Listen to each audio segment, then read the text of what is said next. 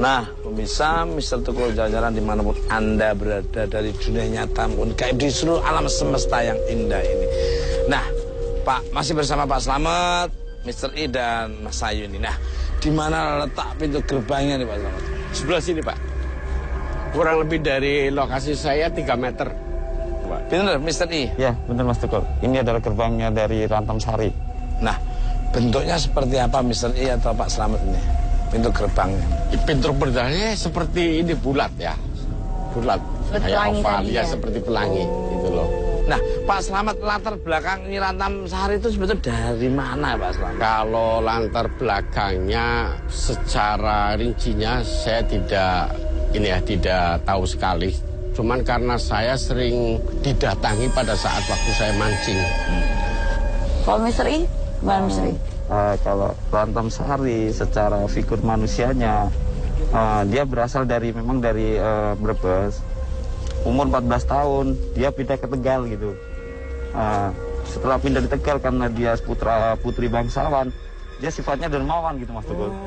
Setiap manusia dikasih... Nah, pemirsa, Mr. Tukul jalan-jalan dimanapun Anda berada dari dunia nyata maupun gaib.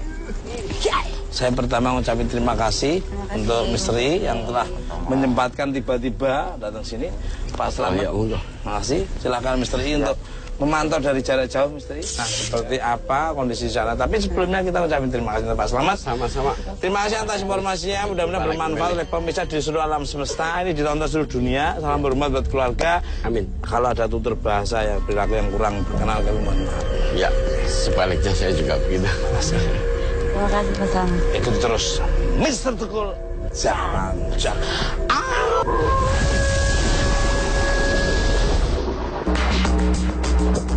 Pemirsa, setelah kita ikuti Mr. Tukul menyingkap misteri tentang legenda Nyi Rantam Sari, yuk kita lanjutkan perjalanan menuju selatan kota Tegal, tepatnya di kaki Gunung Slamet.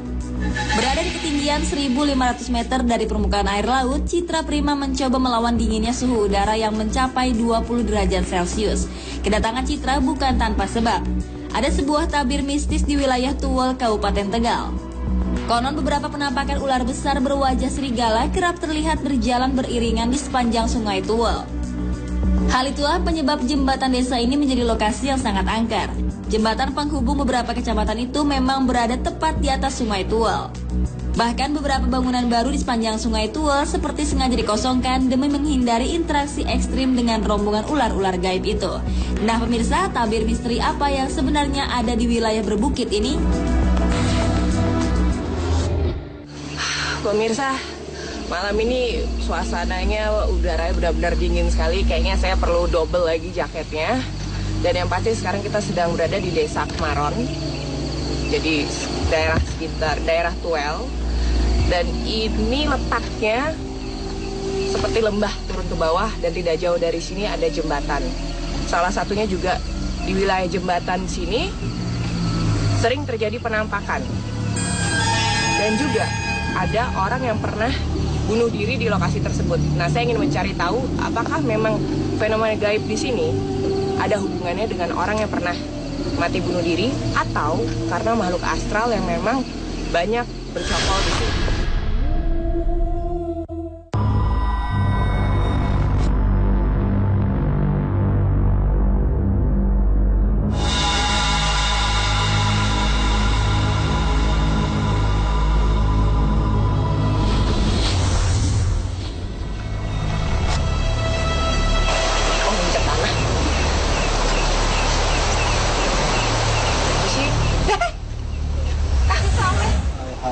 Saya pikir penampakan, soalnya tadi saya baru cerita lokasi ini sendiri dari awal saya masuk kan banyak villa terbengkalai.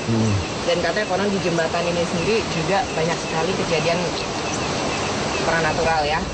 Dan ternyata baru pertama kali saya masuk sini itu hawanya memang beda banget. Energinya negatif, berat, yang ada penampakan wanita jelas sekali yang memang dia sering mengganggu, yang sering lewat di sini.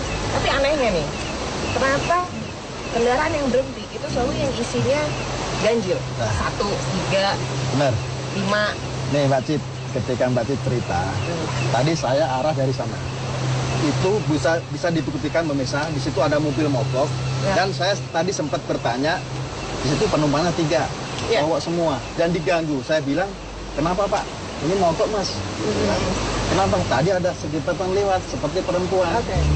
Saya melihat ada sosok ular 3 yang berjalan dari arah ke sana menuju ke arah sana, ke arah depan kita mau menuju ke sana.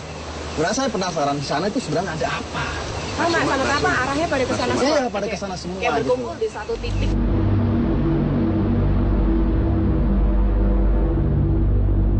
Siapa? Pak, maaf, malam-malam siapa ini, Pak?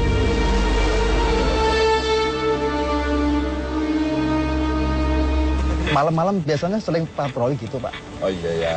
Emang kenapa? Sebagai warga masyarakat ya sering patroli karena memang daerah ini ada legenda yang sampai hari ini masih.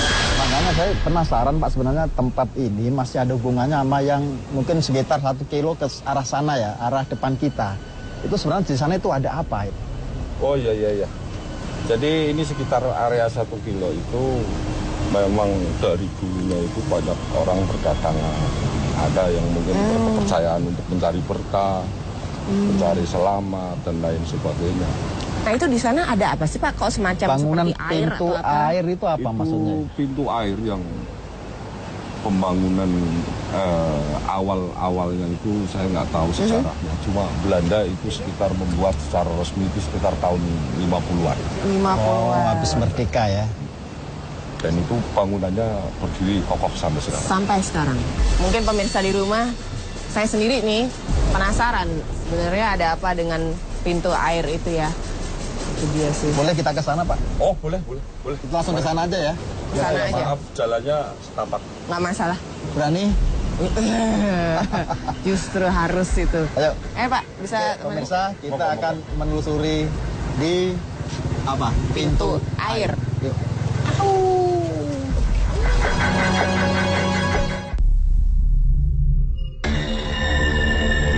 Ternyata biang keangkeran yang membuat bangunan di sekitar Sungai Tuol menjadi momok menakutkan adalah pintu air peninggalan Belanda yang biasa disebut warga dengan Pinton. Pintu air Pinton terletak hanya beberapa ratus meter dari jembatan Tuol. Ada hal lain yang menarik pemirsa. Di saat Citra Prima dan Kang Soleh mencari jawaban atas kemunculan rombongan ular gaib di sepanjang sungai, mereka justru menemukan tabir misteri yang lain. Tabir tersebut adalah mitos mengenai tumbal yang ditanam hidup-hidup di pintu air Pinton ini.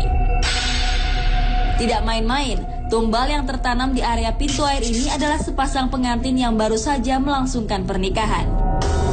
Mereka disekap secara tiba-tiba dan langsung dimasukkan ke dalam lubang yang telah disediakan oleh kolonial Belanda. Hal itu diperkuat oleh kesaksian beberapa warga yang melihat penampakan sepasang suami istri yang selalu bergandengan tangan di area pintu air Pinton.